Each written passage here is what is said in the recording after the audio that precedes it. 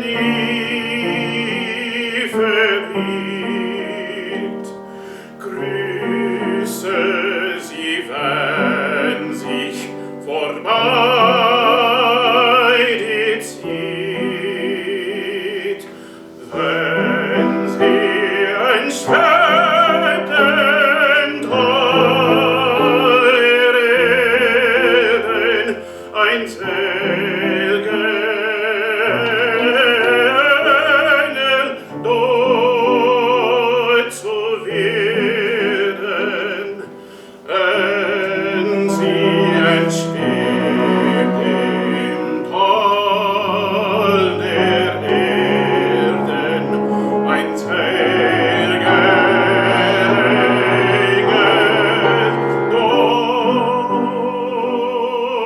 dort zu werden.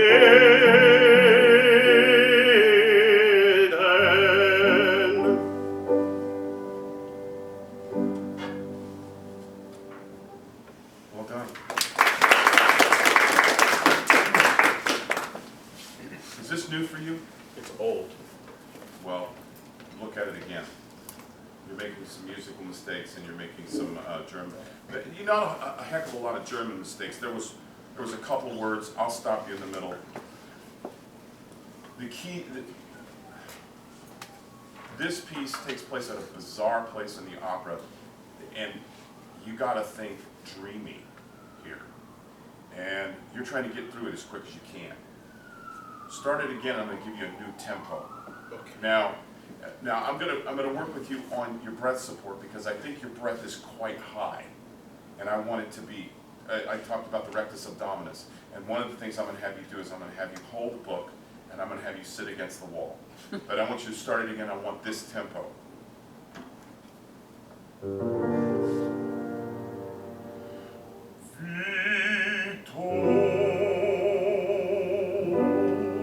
Vitores adum demrundet die Lande. I'm getting slower just to piss you off. Just don't worry. What? Where are we? All right. Up against the wall, redneck mother. All right.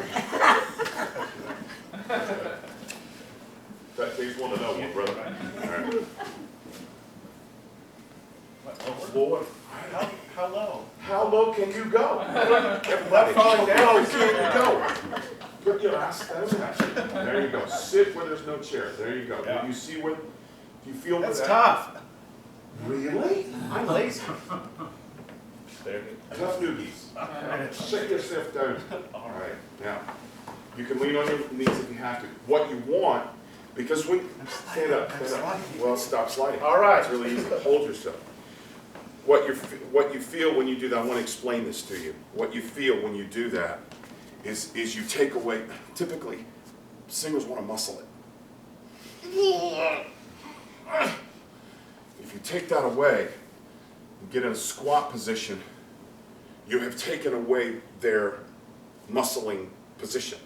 And you put them in a position to where it has to be here or they fall down. So, Merry Christmas. That'll be $100. Now put your feet out. There you go. All right, hold on if you want to. Hold on. Hold your book. Hold your book. Or fall down. Like this, yeah, like that. Yeah, you Okay. can do this. Come on. That's a lot. Okay, all You right. want to sing better? You're the boss. You want to, whatever. Okay. Yes, I am. Yes. Yes, I am. 2, 3.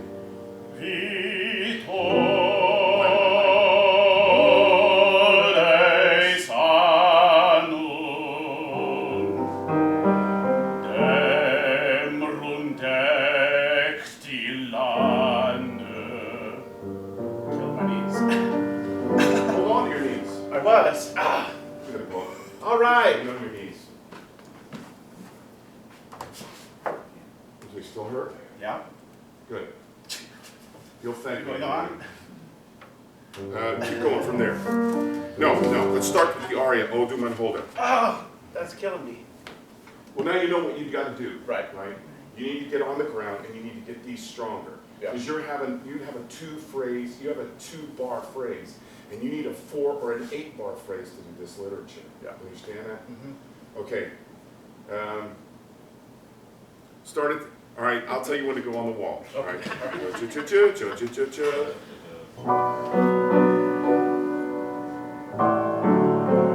Slide.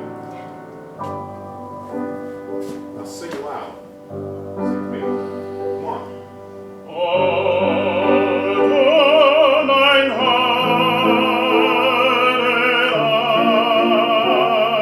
Abendstern, wohl grüß ich dich so gern. Stand. All right, do you know where it is? Yeah. All right, now, lean against the wall. We're going to start from right there. I want you to put your fingers right here, right, like 2 inches above the pubic bone. Not Okay. there, pal. Lower. We're not going to get All dirty right. here. Right there. Push. Push. Right there, where you left off. Vom Herzen, das sie nie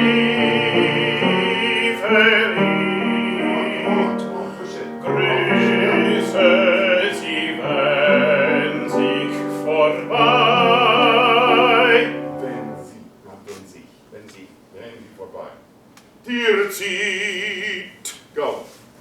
Wenn sie ein Schweigen Tod, der Ellen ein Seilgen. musically, this is better. Then if you do, that's Rossini. Okay. Wagner's do, and then take a quick breath. Okay. Okay? Pick a place. Ein Seilgen dort zu werden. Down. Finish that way. Wenn sie entschwinden alle Erden, ein Seilgen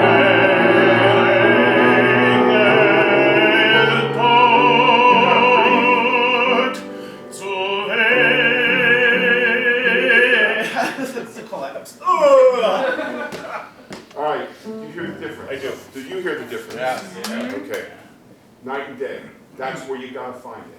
And the way you do that is you get on the ground, you get your legs up 6 inches, 6 inches above the ground, raise them a foot, and get back 6 inches. Start with 5. Okay. Go to 10. No, go to 6. Go to 8. You know, just do it every day. You want to be a singer? That's how you're going to do it. Thank you. Thank you. All right.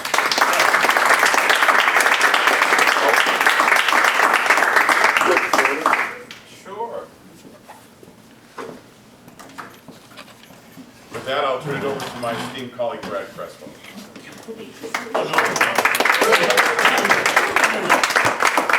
Thank you. Well, great stuff from Martin.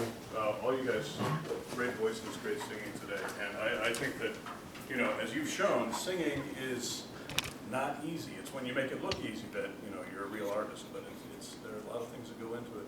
And let's just begin. Well, I should say Mark and I have known each other for a long time. We knew each other as singing colleagues almost 20 years ago. Should I tell that story about? It's pretty funny. I don't know if I believe it, but it's very funny. It is true. I'm a little slim today. Sorry. We were doing a Beethoven Ninth Symphony in some ski resort In West Virginia. I think. Yeah. And it was in this big long hallway, and we were doing a rehearsal. And at some point, I walked to the back to listen to the orchestra. There were these kind of union guys setting up the seats and stuff for everybody, and they looked at me and they said, "Oh, you were great. You're a great singer, man. You're like a real man's man singer up there. I love when you come out and you sing that first thing." And I figured out they were talking about him. I thought it was him. We were a little more similarly proportioned at that time. And So I actually didn't figure out they were talking about him until afterwards, when they started talking about the other guy who they did not like. So that was me, that was him. So in retrospect, I made the right choice by going into radio. Stayed the opera route.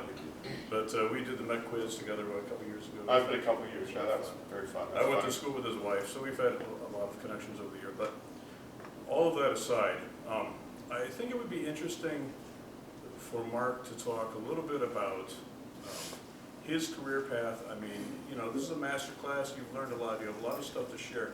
Let's say you were talking to yourself when you were just starting out. What do you wish people had told you when you were in these people's shoes back then? What would you say? I would have taken me aside and said to me, you are damaging your health by some of your behaviors. Can you expound on that? I So can, just stop there. I can, but it will. Let me define addiction for you first. Addiction is if you keep doing something over and over again, whatever it is, and you can't stop, no matter how hard you try. First of all, A, it causes you shame, and then B, you can't stop. You're addicted to it. It doesn't matter if it's playing tiddlywinks in the basement. You're addicted. Get help. Okay, that's what I would have done. I would have gotten help sooner. I was multiply addicted. Doesn't matter what. Multiply addicted. There was some substance abuse and some stuff like that. And I think more times than not, and look, it's really easy. It's really easy to justify some of the excesses in our business. You see substance abuse. You see people drinking too much alcohol. You see people smoking a number in the back room. You see people sexually going out of their minds. It's not healthy for the singing voice. That's the unfortunate part. It just is. And that's what, honest to God, that's what I would have told myself at 28, at 30, at 32. But 35, I got Now, were you? Get out of my When orbit. did you start pursuing an opera career? In earnest? I was, I had got my degree, my undergrad degree, and I got a second degree in music. I got my undergrad degree in art, and I got my second degree in music. I guess that would have made me 23, 24, and I got my first job right out of college. It was as an artist in residence at the North Carolina Opera, now Opera Carolina. And we traveled in a station wagon. Wow, was that fun. And that was my first gig right out of school, but it was a paid gig. I think I made $7,500 for a 9-month contract. We ate lots of spam. And sang the song. And sang the song. When did you then get serious about it? Because you're talking about this addiction stuff that you went through. When did you buckle down and do what you had to do? You come at it as a young singer, you come at it thinking, I'm good, I'm going to do this, you have your eyes on the prize. And it takes a long time to figure out, I'm getting to your question. That sounds like I'm not answering your question, and I am going to answer your question. It takes a long time to really realize that, first of all, some things are not going to happen. I did not sing at the Metropolitan Opera until I was in my 40s. Part of that was due to my voice. My voice didn't really, I'm a late bloomer. I didn't kind of get into like a mature, hard edge kind of a sound till I was 36 or 37. So I would have to say I was 35 when I kind of got serious and said, you know what, I really have to I got to get serious about facing, looking the demons straight in the eye and, getting serious about my voice. Fortunately, a couple of things happened at the same time. There was several 12-step programs, say what you want about them, presented themselves, and I availed myself of those. And the other one was my teacher until his death was Jerome Hines, and that's when I met him. And we had this was the first time the lights went on. I came in there and sang 82, and I thought I had it. I thought I was I thought I was the cat's meow. And I came in and, "Eri tu che macchiami." And he said, "Well, that's a very interesting production that you have there." He said, "And that sounds like a lot. That production reminds me of a couple people." He mentioned some very famous names, and I thought, "Oh, well, that's good. I'm in really good company." And he said, "But the people that I know that had the really gigantic careers, like the Robert Merrills and the Leonard Warren, who he sang with on the last day of his life." By the way, Jerome Hines was the bass in the Forza del Destino, where Leonard Warren died in performance. You all know who Jerome Hines was? Jerome Hines, famous. Great You face can't. of all time. Yeah, I can't put that together. I kind of go, "Oh, dude, that is so creepy. Please stop telling me this story." La, la, la, la. So If you've ever read the book Great Singers on Great Singers, it's that's Jerome amazing, Hines. and there's some amazing stuff in there that is hilarious. And if you've met the person, it's really funny. One of them is Cornell McNeil. And he says the first sentence is, "I want to state up front that you can't learn a damn thing about singing from a book." That's in quotes. And he said, That being said, and then I took my breath back and I sat back in my chair to try to resume this. He writes so funny.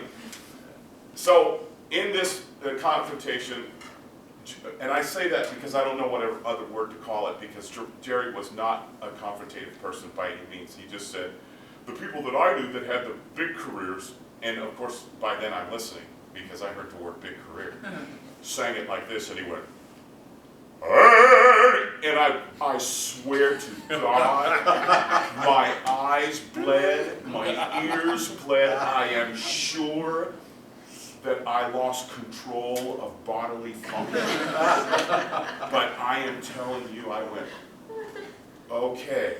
And then a new prize presented itself. I had my eye on the prize, but I thought I was already ready, and I wasn't. And it takes a long time to figure out that you're not ready. Because you leave school and you're ready. The next should, and really that only happens for one voice type, and it's lyric, color, cherry. Unfortunately, or fortunately, depending on your voice type. yeah. So Jerome Hines kind of opened your eyes and your ears as to And what my heart. real sound was about. What other people in the business have had that kind of effect on you? Cheryl Mills. Cheryl Mills is still a very close friend. He was, I did a Ford. I still had a little bit of piss and vinegar in me, and so pardon the term. I don't care whether you pardon the term. I like the term. I still had a lot of fight left in me, let's put it that way. And I did in 1996, I did a Falstaff with him doing the title role. I had already done Falstaff at another place and really stunk. I was really bad. First of all, I went poorly underprepared. And ladies and gentlemen, if you want to find something that will get you kicked out of the business quicker, go unprepared. By all means. And when you get kicked out, come back and talk to me and tell me how that worked out for you. And I thought, it's a Verdi role. It's a Verdi role. What's going to be the big deal? It's going cha-cha. Just didn't know. Falstaff is so hard. And musically, it is light years away from Traviata or Rigoletto. It's just so musically advanced, and I started learning it going, I am so screwed here. And by the time I was into the job, it was too late. And so the job was, I finished the job. I was terrible. The guy that was the company was Jay Lessinger, and he and I still talk about it and laugh our butts off. And so I got the opportunity to study the role of Falstaff from the position of watching Cheryl Mills. And you can say what you want about Cheryl Mills. There's a lot of critiques about Cheryl Mills' technique, but that is a master technician, a master technician. And I watched him and I took mental notes about how he was laughing at himself. And I really didn't, I went into the Falstaff rehearsals and I didn't want to wear the fat suit. I just didn't want to wear it. And he went in there and he goes, "Where's the fat suit?" He said, "It doesn't come till tomorrow." He said, "What, are you kidding me? I can't do Falstaff without the fat suit." And I'm going, What are you kidding me? You're going to put the thing on willingly? What's the matter with you? And there's something about, first of all, I'm going to sit down. Good for me. But if I weigh 400 pounds, I'm going to sit down a different way. That's how I sit down. So, and with Sir John, it's not just this. This is, I don't know what to say here. It's like a sexual organ. I don't know what else to say. And what Falstaff is thinking is, you know you want this. What? Stare. You know what you're looking at. Come on, baby. Yeah, that's right. And he means it. He is like a Don Giovanni with an eating disorder. And if you play it seriously, and Cheryl Mills was deadly serious, it is pee your pants funny. And he would sit back and he would play with it and look at me like, you skinny boy. You don't get it, do you? And I remember my first rehearsal with him like it was yesterday. I walked in and we were doing this what is that, second act, first scene, second act, or is that second scene? First scene. You were forward in this? I was forward, and I walked in, and I said to myself, Self, I am really nervous. This is Cheryl Mills, right? And I'm going, this is one of my heroes. I listened to the baritone voice till it was ruined. I listened to great scenes from Italian opera till it was broken. I listened to his Jack Rants a couple of times. I listened to his. Where he sings a B flat. Oh my God! That was mind blowing. And I would listen to his Largo Factotum, and I'm going, what